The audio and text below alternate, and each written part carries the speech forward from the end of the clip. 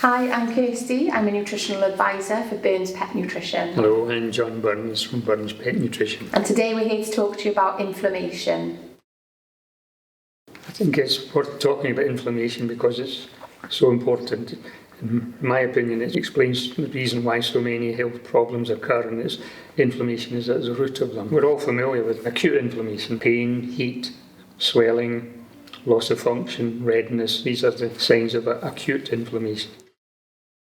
Now, inflammation can occur through an injury, as I just mentioned, but it can also occur as a result of infection. But there's a third explanation or a reason for inflammation, which comes round to diet. I've set that out in my guide to natural healthcare, how disease develops.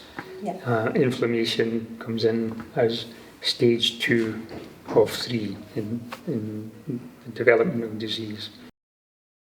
Inflammation in its acute form is really a healing process where the body tries to stem the cause of the damage, but inflammation can become the disease itself. That's why we have a multi-billion pound industry in the sales of anti-inflammatory drugs.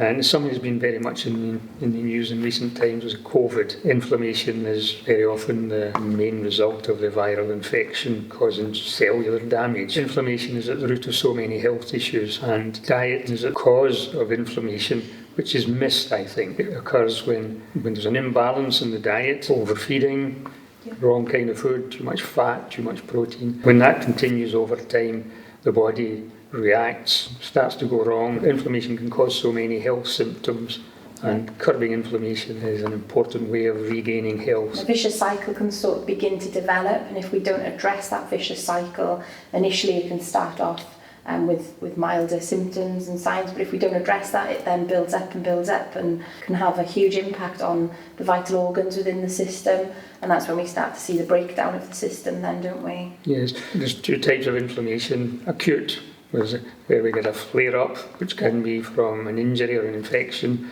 or things going wrong in the system.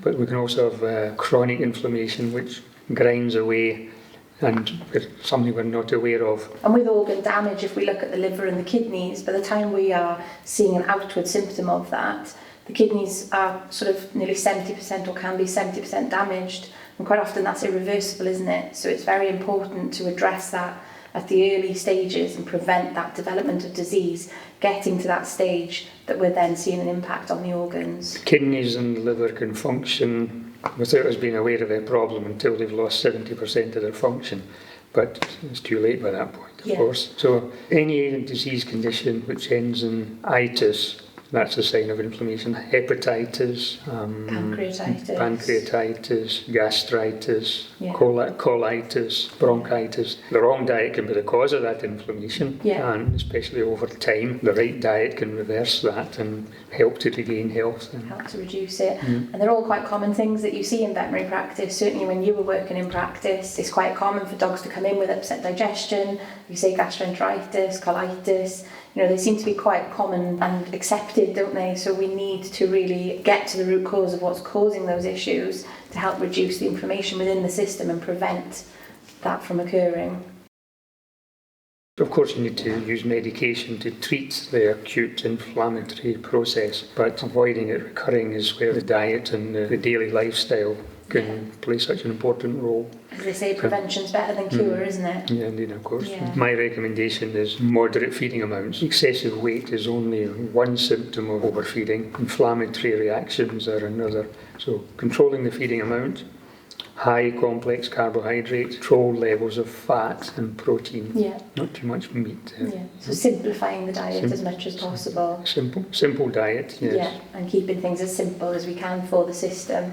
And then within that, we don't just need to consider the daily diet, we also need to think about the treats and the extras that are given and the diet on the whole and everything that's going into that system, because they all contribute, don't they? You can feed a good quality diet but then undo your work with a poor quality treat or a treat that's too high in protein, high in fat. Or even overfeeding a good quality food. All that can undo the benefit of having the right type of food. You can have too much of a good thing. Thank you for watching. This is just one in a series on our health and nutrition guides. So please follow and look for more. If you would like any more information, please contact our nutrition helpline, which is free, and our team will be more than happy to support you.